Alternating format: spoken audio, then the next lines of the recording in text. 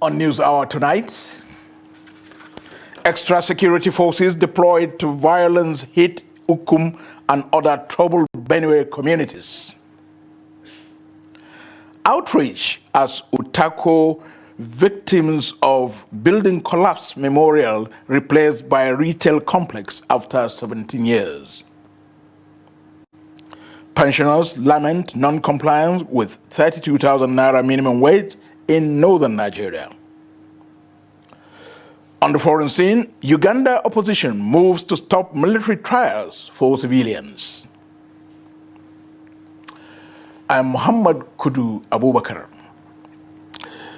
Troubled communities in Benue State have witnessed the deployment of additional security personnel as part of measures to boost safety at the grassroots. The move follows appeals from residents and local authorities for urgent intervention from both the federal and state governments, particularly in Ukum local government area where years of violence attacks have left thousands displaced and communities in ruins. Trust TV's correspondent in Benue State now reports.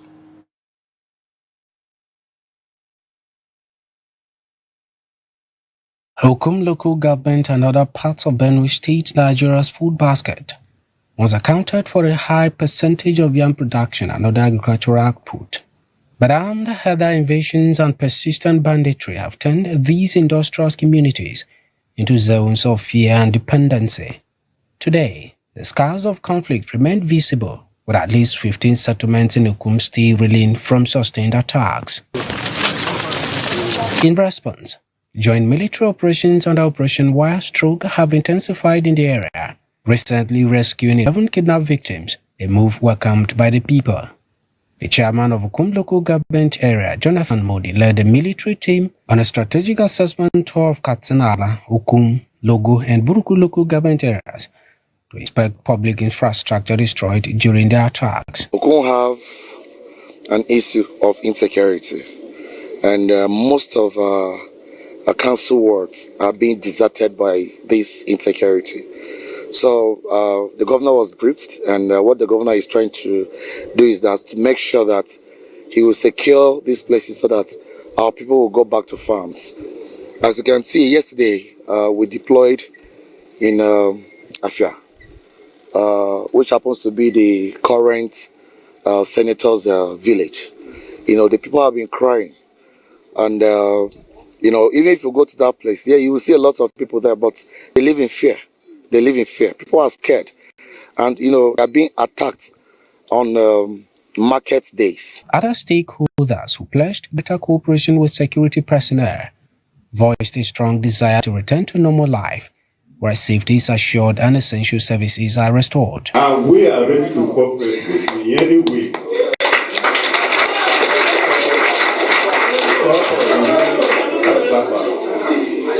And I know our chairman will not leave us.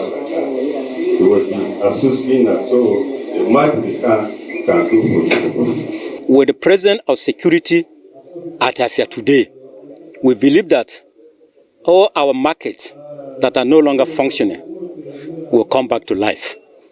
All the economic activities that have paralyzed will come back to life. Security operatives say the deployment is part of renewed efforts to eliminate criminal elements and restore peace in the crises of the state, one of the regions worst affected by insecurity.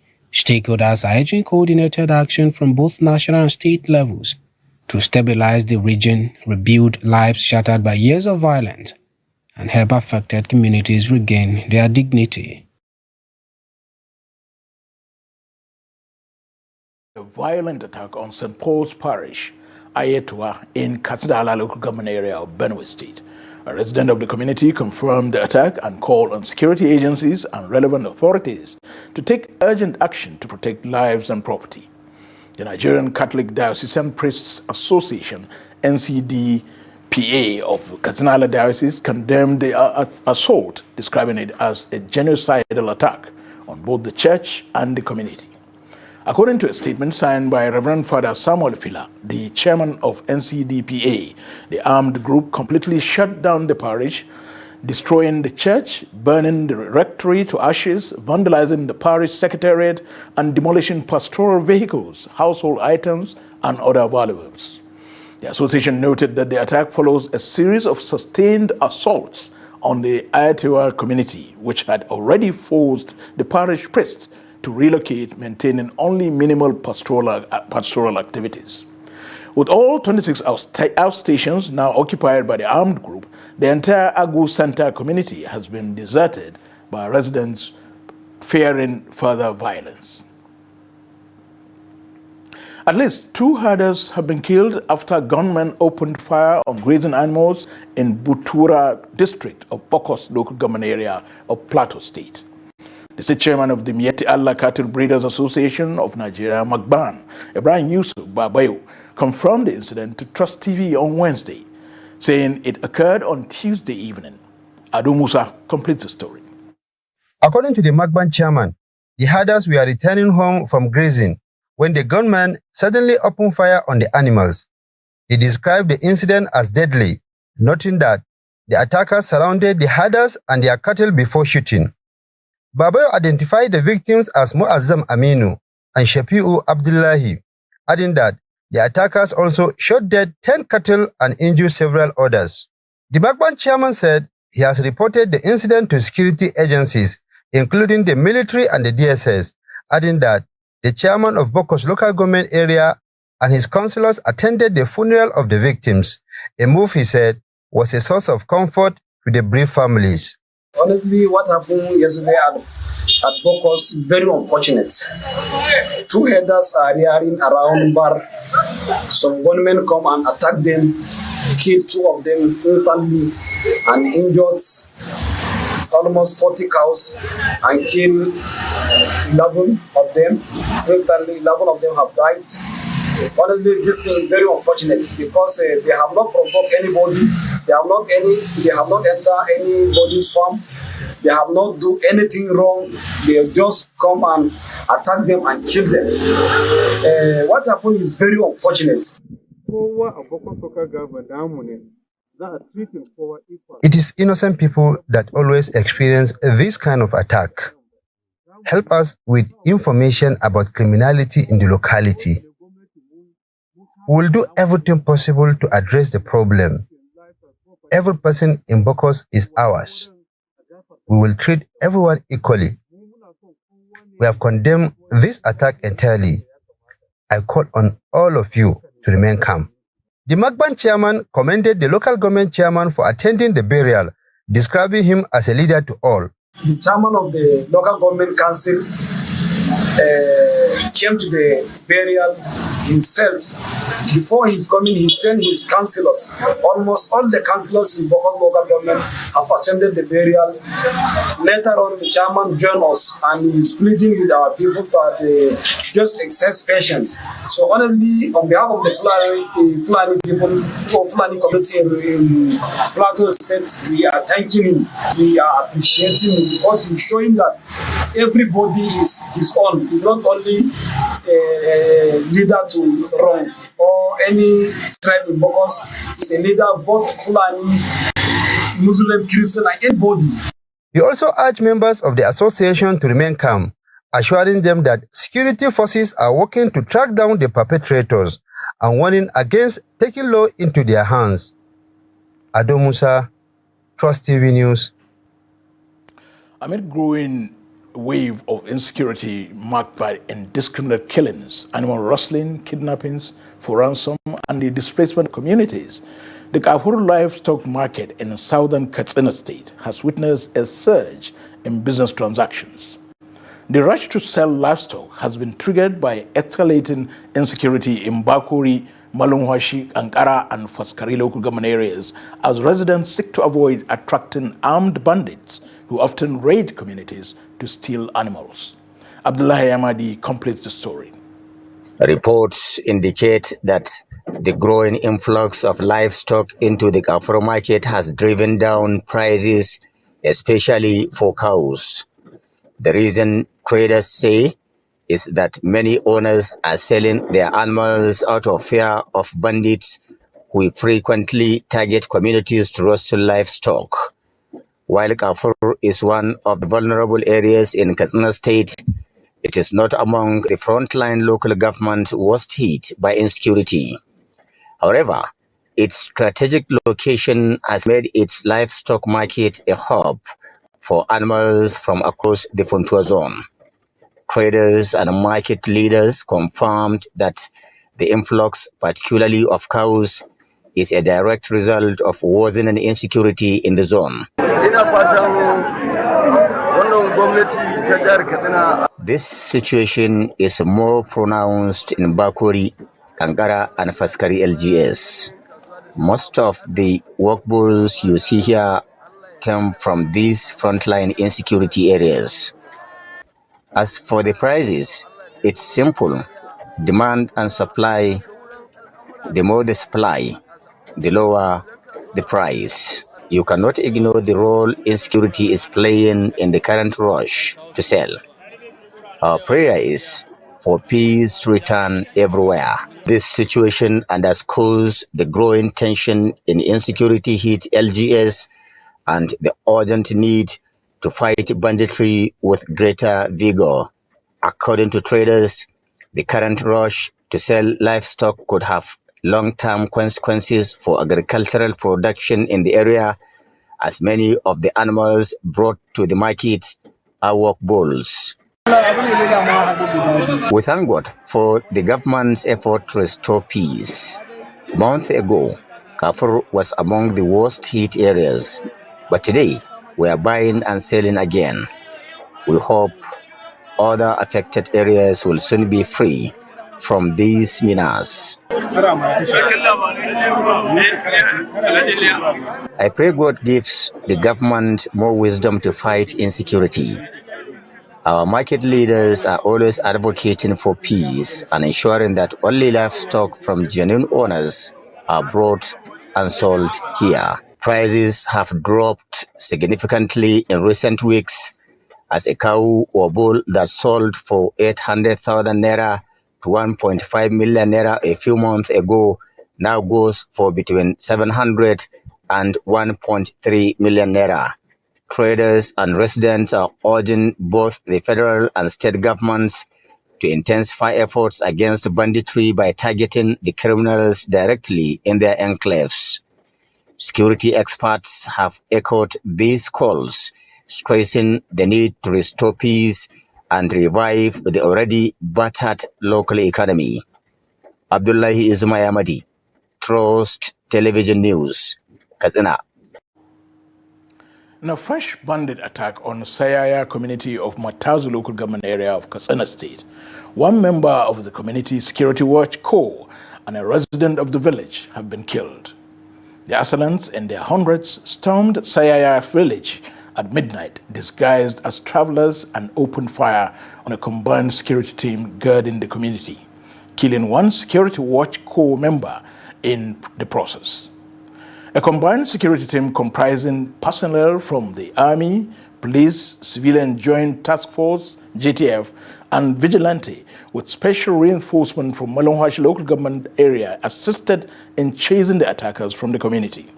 Residents blamed the attack on bandits operating in the neighboring Damusa, Safana, and Batsari local government areas, where they had negotiations with the local authorities. As at the time of compiling this report, hundreds of families from Sayaya village were seen leaving the community in vehicles and motorcycles to neighboring towns perceived safer. The spokesman of Katsina Police Command, DSP Sadiq Aliyu, is yet to respond to this development as at the time of this report. Security votes are monthly allocations running into billions across Nigeria's states and the federal government, meant to fund responses to crime and protect lives. Yet, with kidnappings, bandit attacks, and communal violence still rampant, many Nigerians question where the money goes and why the spending remains opaque. This special report looks at how these funds work, the accountability gaps, and why citizens see little value for money in the face of persistent insecurity. The report. Security votes, the secretive cash allowances paid monthly to governors, is one of the darkest arrangements in Nigeria's public finances. No audits, no breakdowns, no questions asked. The provision is so loose, a governor can cash out billions without technically breaking the law. Transparency International says Nigeria spends over 300 billion naira a year on these allocations, more than the combined budgets of the Army, the Navy, and the Nigerian Air Force. Officially, they are for security. In practice, they are off-the-book slush funds, spent at the governor's discretion on anything from genuine threats to political convenience. In the 2024 Corruption Perception Index, Nigeria ranked 140 out of 180 countries, scoring just 26 points out of 100 among the most corrupt public sectors on earth. Globally, Nigeria stands alone. In the US, the UK, South Africa, Ghana, and Kenya, security budgets are tied to agencies, projects, and subject to legislative oversight. In the Philippines, confidential funds must be justified to Congress every year. In Indonesia, governors can access operational funds, but they are capped and tied to specific programs. Only in Nigeria do huge unaccounted cash allocations go directly into elected officials' hands. Since the 2023 fuel subsidy removal, FEC allocations to states have jumped to over 60%. In 2024, states got 5.81 trillion naira. But the killings, the kidnappings, the armed attacks haven't stopped. They have multiplied. In Osun State, for example, Governor Ademola Adeleke's allocations hit 600 million naira monthly. That's 7.2 billion naira a year and 28.8 billion naira over a single term. For many states, it's a quiet way to recoup campaign spending. Some governors, especially those in states battling major security crises, they collect over 1 billion naira a month in security votes. Now, under Section 15, subsection 5 of the Nigerian Constitution, governors are required to protect citizens' welfare and abolish corruption. This includes explaining how they spend security votes, a fund that in 2021 alone saw state and local leaders collect over 375 billion naira. Two petitions filed with the EFCC and the ICPC now accuse a former South-South governor of diverting 4.5 billion naira in security votes meant for the Army, the Navy, and the Civil Defense, as well as the DSS. The anti-graft group NACAT alleges that funds allocated in just 6 months never reached the agencies. Allocations included 500 million naira for the Nigerian Army, 480 million naira for the Navy, 490 million naira for Civil Defense, and hundreds of millions of naira more to other security outfits. Two questions should keep Nigerians up at night. One, what exactly has the security votes achieved when bandits and kidnappers still operate with impunity? And two, why pay governors extra for security when they do not control the police or military, which the federal government already funds? Now, private companies are also pressured in to chip in. And still, governors take home over 300 billion naira a year in security votes. This system was born under General Yakubu Gowon during the Nigerian Civil War, a tool to guarantee loyalty from military governors and elites. Over 4 decades later, it still survives, untouched, opaque, unaccountable, and disconnected from any real improvement in public safety. For Transparency International, SERAP, and other watchdogs, the answer is clear. Audit the funds, publish the records, and redirect them to agencies that actually keep Nigerians safe. And for ordinary Nigerians, security votes are not just a line in the budget. They are a reminder of how public office can be turned into a personal ATM, while the rest of the country pays the price in blood. Thank you, Abdullahi, for that report. The Youth Arise movement has demanded the immediate release of 48 students of the Federal Polytechnic Bauchi who were arrested during a protest against what they described as rising incidents of armed robbery on campus. The Bauchi State Police Command had on Tuesday announced that the arrest followed a security breach that occurred during the protests. The police public relations officer, Ahmed Wakil, said the command acted on intelligence of a security breach by unidentified suspected hoodlums who allegedly scaled the institution's fence and forcefully took students' mobile phones. Wakil said 48 protesters and 16 suspected robbers were arrested in connection with the incident. In a statement on Wednesday, the group's convener, Babatunde Ademola, called for the unconditional release of all detained students and the dropping of charges against them. He demanded an investigation into the robbery incidents and a public apology from law enforcement agencies. Victims of the recent flood in Yola town of Adamawa State have urged the federal government to investigate the role of a mining company whose dam released excess water on the day of the incident.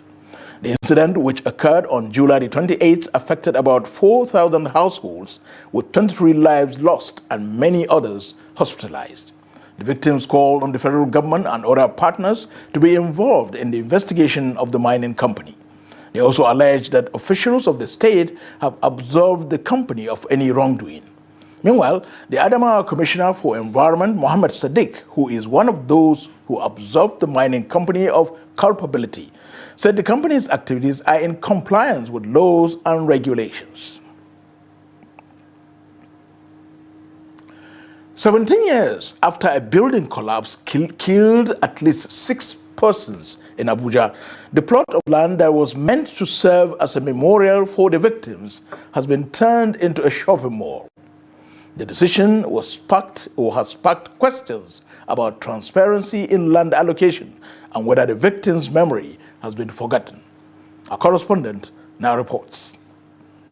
In July 2008, a 4-story building under construction in Utako district of Abuja came crashing down, killing construction workers and street hawkers while injuring dozens of others.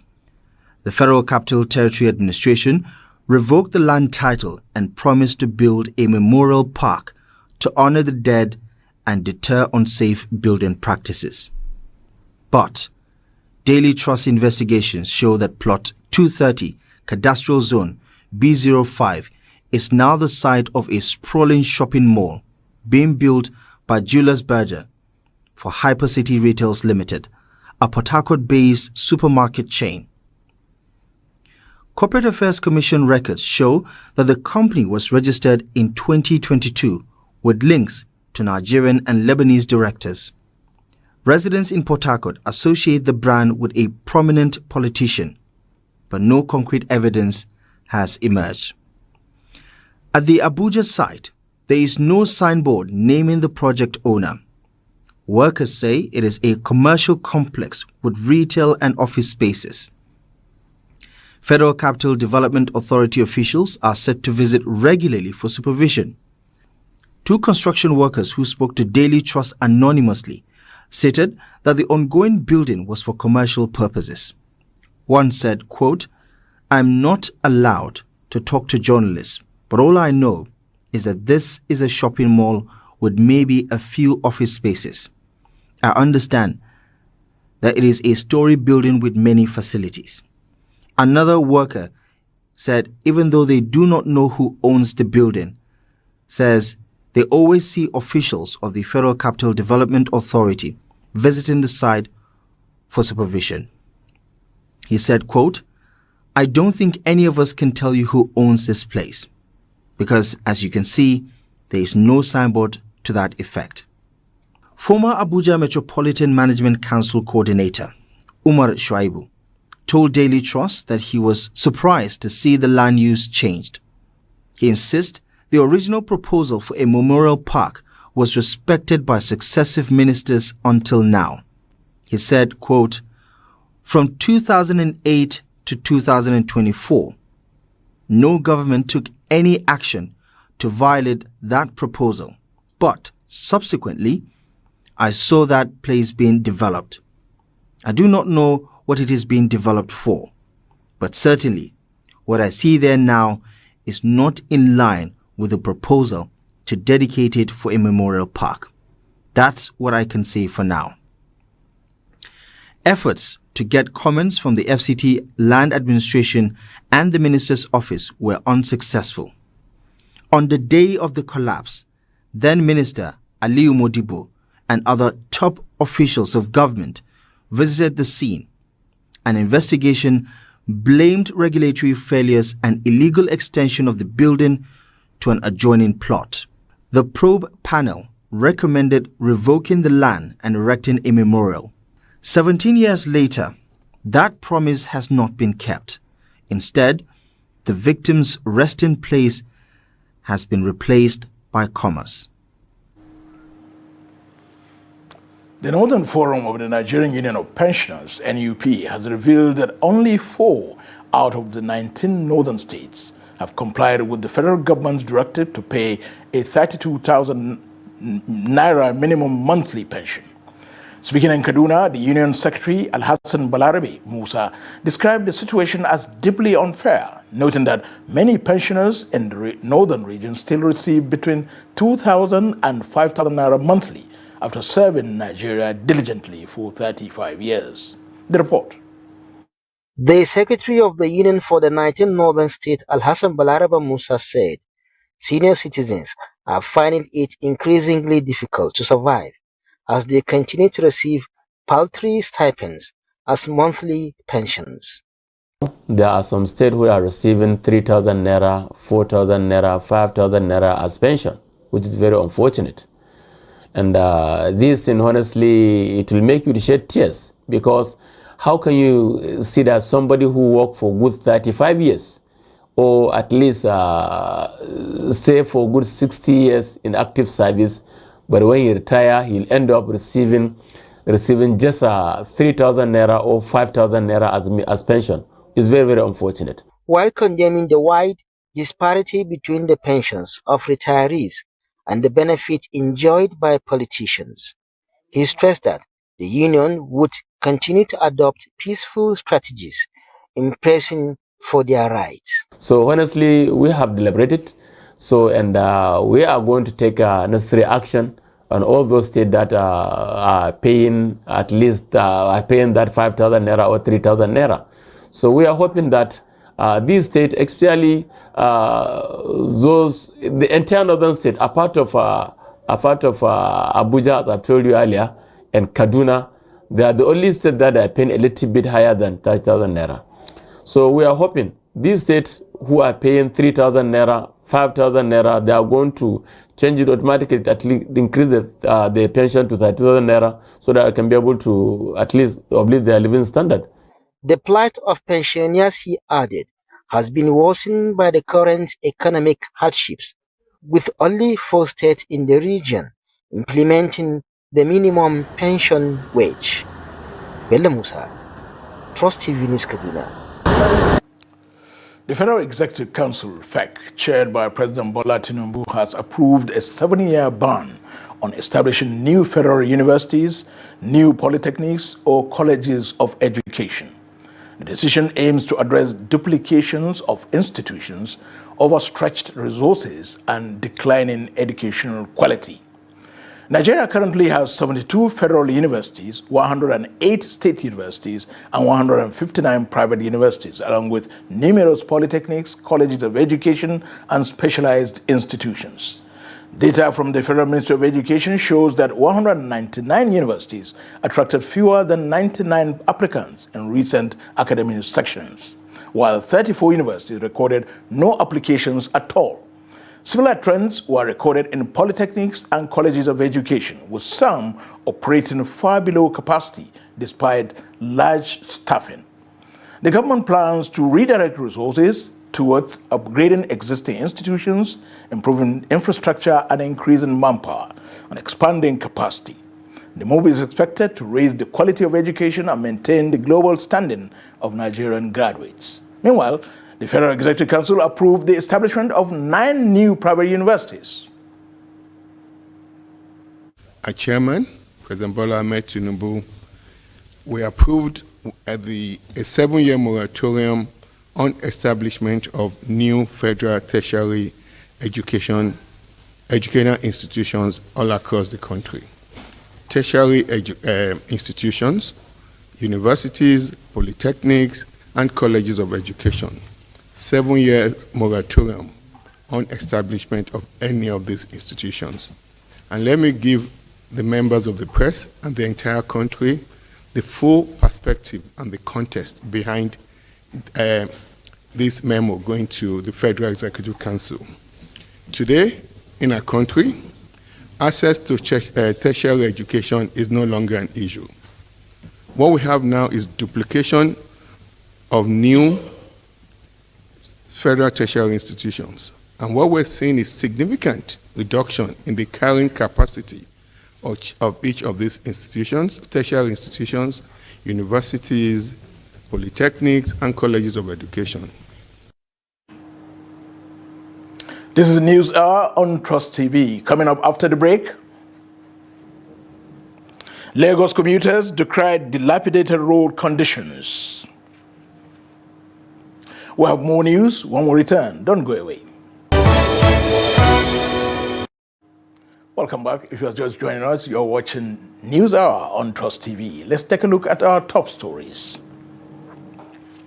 Extra security forces deployed to violence hit Ukum and other troubled Benue communities. And outrage as Utako collapse victims memorial replaced by a retail complex after 17 years. The People's Democratic Party, PDP, has called for total loyalty from its members across the country as it intensifies preparations for its national elective convention scheduled to hold on August the 25th in Ibadan, Oyo State. The National Publicity Secretary of the party, Debo Ologunagba, said all members are expected to demonstrate full commitment to the party's constitution, leadership, and internal processes. He confirmed that two major committees, the Zoning Committee and the National Convention Organizing Committee, have been constituted and are already carrying out their duties. These committees are engaged in consultations and making necessary arrangements to ensure the successful conduct of the convention. The party said the decision to hold the convention in Ibadan has been widely welcomed by members across the country, with many expressing enthusiasm over the choice of location given the Southwest's historical role in the country's democratic development. We are ready for our national convention. Party remains a rallying point for Nigerians. That's why you find the interest in our party, because they know that here there are people, there's democracy, it's not a direction, and when we have issues, we discuss them openly and we confront them. Unlike the other ones that have peace, which is the peace of the graveyard. We have weathered our storm. We're coming out stronger than we ever imagined, and we're focused on the elections coming in after a national convention into 2027. Meanwhile, residents and commuters, especially commercial bus drivers, are lamenting the deplorable state of Idioro or Losha Road along the Agege motorway in Lagos State. They are calling on both the state and local governments to urgently repair the road, which they say has disrupted businesses and causes constant damage to vehicles. The report. Idioro-Olosha Road is a key section of the Agege motorway linking Mushin to other parts of Lagos. Despite recent efforts to improve the surface by pouring gravel, the road remains in a deplorable condition. Each day, it deteriorates further, making it increasingly difficult for motorists to navigate. The poor state of the road has forced some businesses and residents to relocate, while others struggle to cope with the daily challenges. Speaking to our correspondent, commercial bus drivers and residents express frustration over what they describe as abandonment by both the state government and the local council. For the rainy season, that rainy season is very bad. It enters people's compound, it enters people's room, makes some people back away from the Mushi, Joro, Olosha, going to Agege, Ayerimi. It's very bad. Government need to do something about it. See, they have been saying that Nigeria is going to be like London. It's not like this now. It's not like this, my dear. They're supposed to do the road. It's going to be okay. Let's do rainy season. You can never be disturbing people. The only thing when I say no governor for this. Now only the reality. Before this road be like this, now only boya na Ambode na I do this road.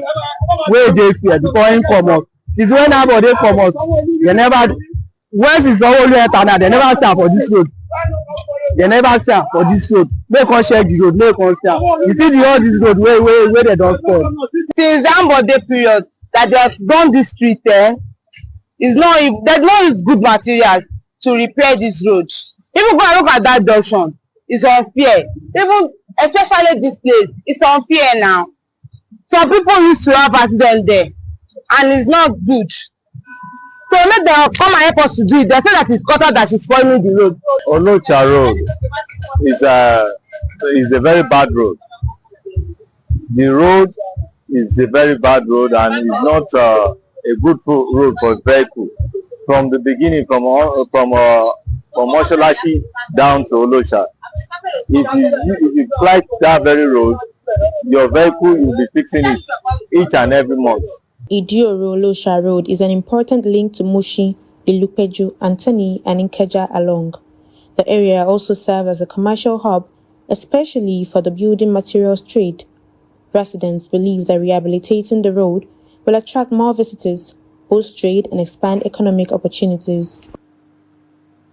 The federal government has launched a 2-week campaign aimed at enlightening citizens on government programs, raising awareness about natural disasters, and promoting national values and symbols. This comes as a distrust and hostility towards authority figures have become increasingly common among Nigerians. TOS TV's Karima Ndanusa reports. Recent developments have revealed a growing lack of respect among Nigerians, not only towards one another, but also towards government authorities. This regard for national values, symbols, and leadership is being fueled by conversations and narratives, particularly on social media. In a country as diverse and populous as Nigeria, a shared sense of unity and patriotism is crucial. Yet this unity is often missing in the way citizens engage with national symbols and with those in positions of authority, as TOS TV found out while interacting with some FCT residents. They feel,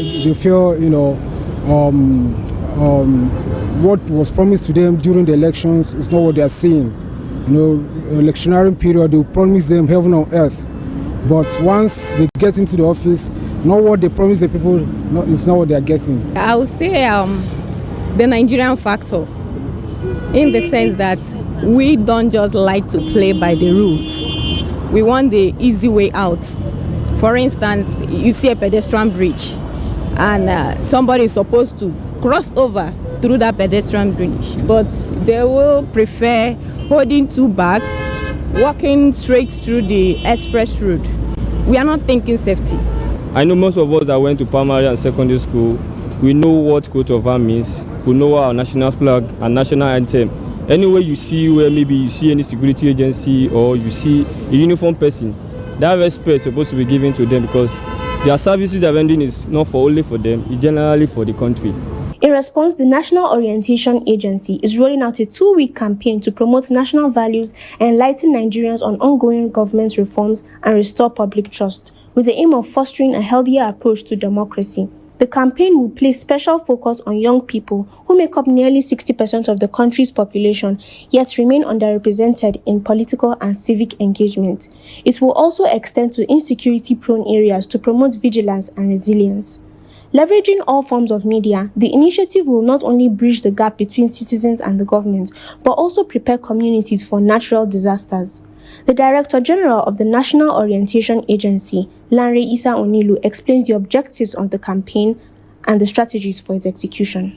If every Nigerian has the consciousness of that duty of care, that wherever you find yourself, you have a duty of care towards your fellow citizens.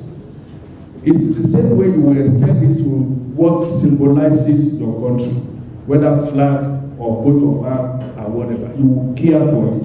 It is the same reason why you will not go on the major highways and be removing the manholes to sell. not caring that somebody may be driving in the night and run into that and lose his life.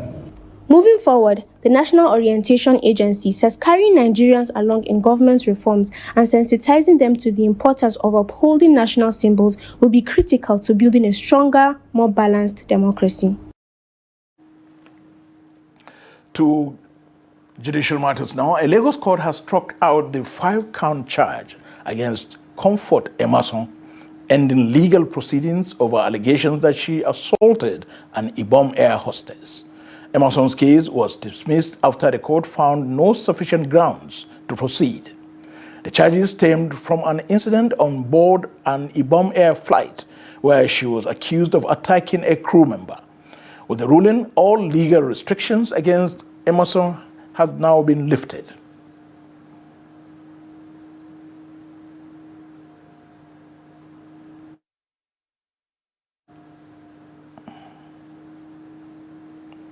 Meanwhile, experts in Bauchi State have called on governments at all levels to revisit the national youth policy to drive growth and development in critical sectors of the Nigerian economy. They made the call as part of activities marking the 2025 World International Youth Day celebrations. Trust TV's Adamu Imam has details. According to experts in youth development, the International Youth Day celebration reaffirms the global pledge to end poverty through active youth engagement in entrepreneurship, skill acquisitions, and innovative initiatives. They stress the need for authorities to review existing youth policies to ensure they align with current realities and development goals.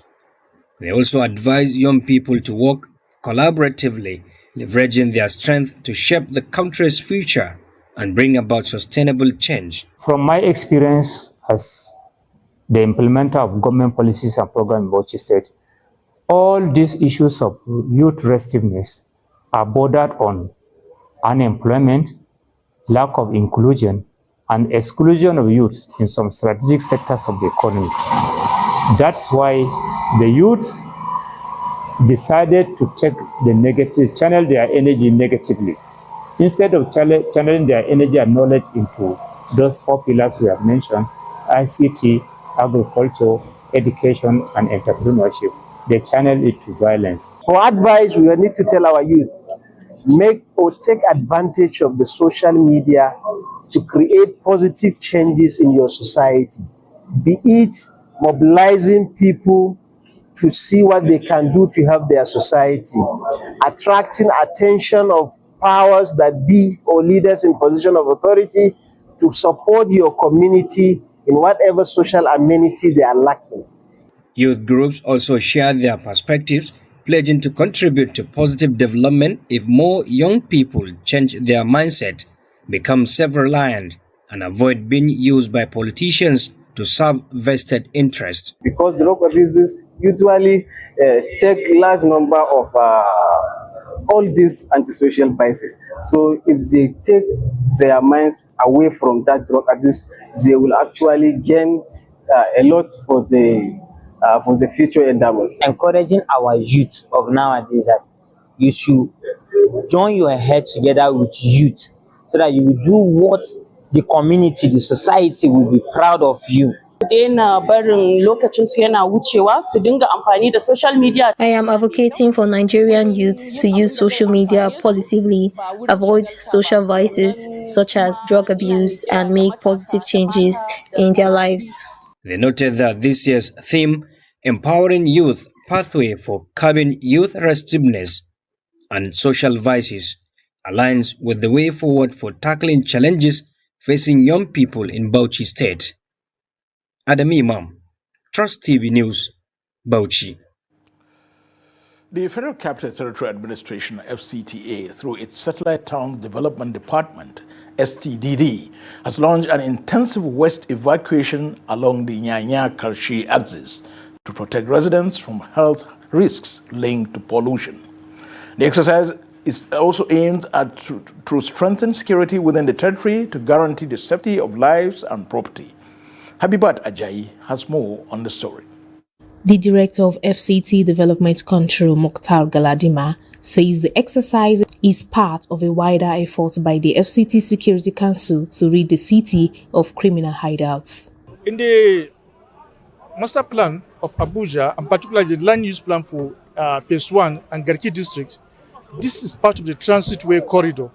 It's a system that runs across the city, from here up to behind the AMAC and Ministry of Defense, going towards, behind Fraser Suit, up to, Zone 3. It's a system, so we call it transitway system, which has not been developed yet. It's a proposal, but it's being maintained and protected against any instance of land grabbing. Yes. Going forward, we tend to sustain, because we have been directed by the FCT Security Council.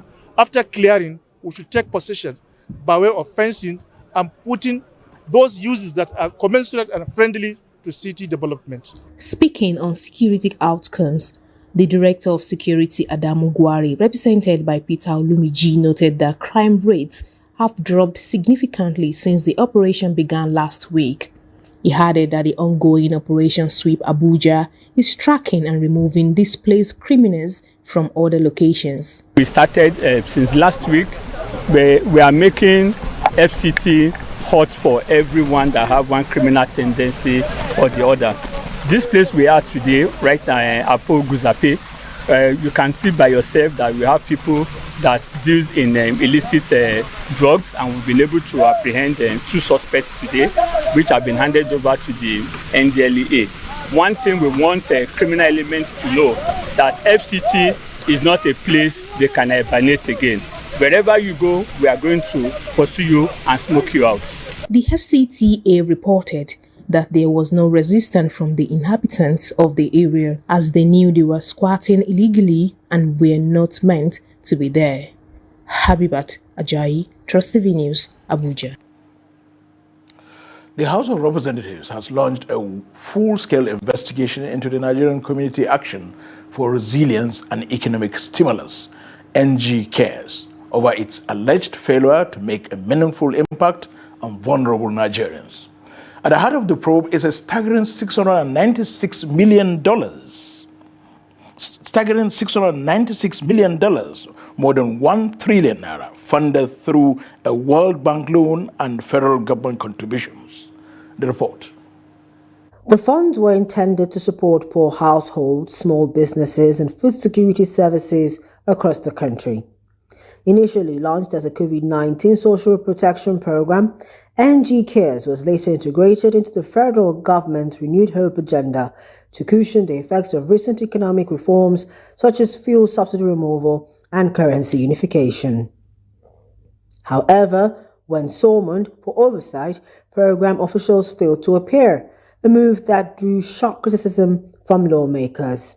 We asked the program coordinating office here in Abuja to give us data on how they implement the program, because we learned that the program has been on in the last 10 years, but there is no committee oversighting them.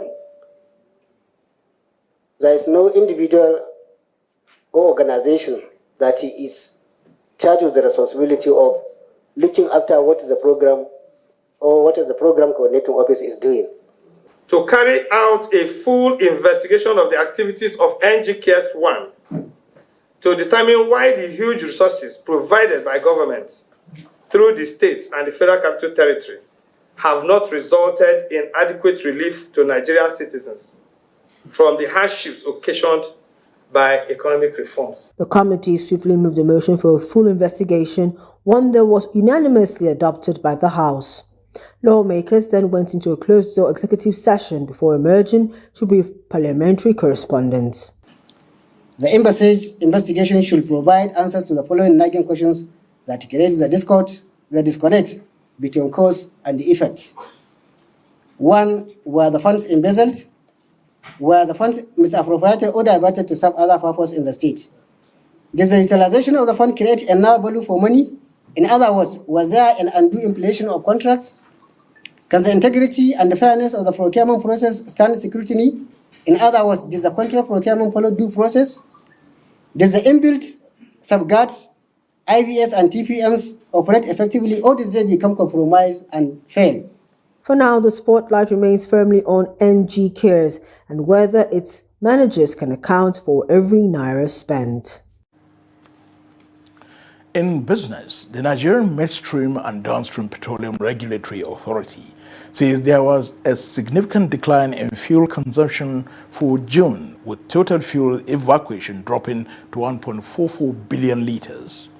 In a report on Wednesday, George Eneita, Director of Public Affairs of the agency, said daily fuel consumption averaged 48 million litres.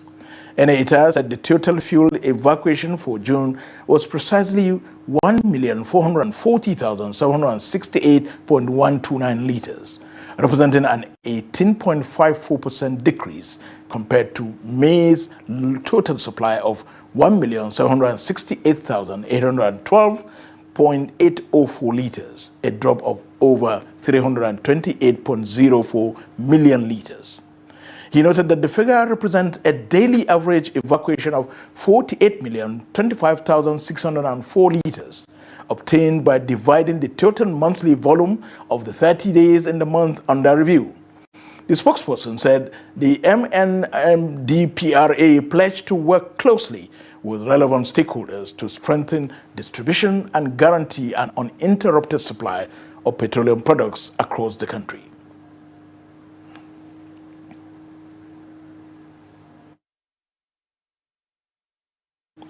Away from Nigeria, Uganda's largest opposition party has filed a case in the Constitutional Court seeking to nullify a newly enacted law that reinstates the right of military tribunals to try civilians. The Supreme Court had previously ruled in January that the prosecution of civilians in military tribunals is unlawful, stating that the courts lack the legal competence to conduct fair and impartial criminal trials. Rights groups, both local and international, have long accused the Ugandan government of using military courts to target political opponents of President Yoweri Museveni, who has been in power for nearly 4 decades. Government officials maintain that only civilians involved in armed political violence are tried in such courts. According to the National Unity Platform, NUP, the petition challenges the legality of the law, which was passed by Parliament in May and signed by President Museveni in June. The party argues that parliamentary procedures were not properly followed, including adequate public consultation.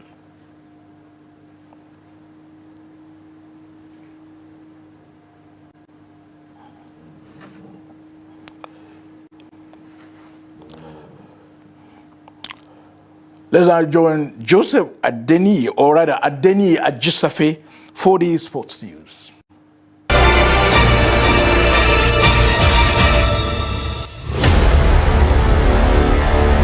Suleja Shooters and Suf and Ball Club earned vital victories to lead in the men and women categories on day 4 of 2025 National Division 1 Handball League ongoing in Umuahia, Abia State. Suleja Shooters fought hard to secure a 22-17 victory over Kenan Tigers in the keenly contested encounter. The Shooters took a narrow 10-8 lead at halftime before pulling away in the second half to win. In other matches in the men's category, Vipers of Jos maintained strong form with a 28-23 win over Edo Dynamos, dominating the first half 16-9 to qualify to the next round. In the women's category, Girl Child Academy stunned Kwara in a 25-23 victory, leading 10-9 at halftime. Meanwhile, Suf Handball Club enjoyed a comfortable outing, leading Group A with 9 points, following their 31-10 victory over Air Force Babes.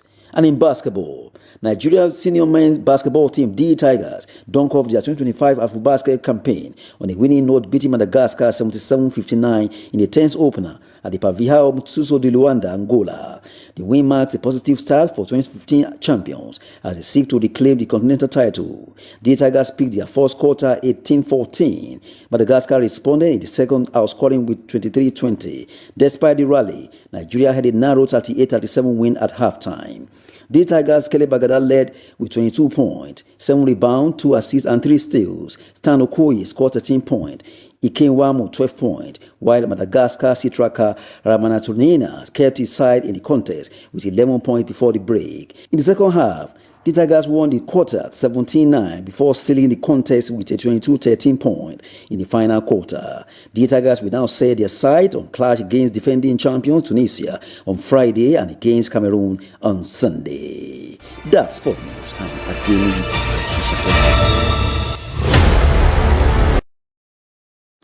And that concludes this Wednesday's edition of News Hour on Trust TV. Do not forget to follow us across all our media platforms and join our YouTube live stream for more news. Thank you for joining us and watching this edition of News Hour. I am Muhammad Kuda Abubakar. Good night.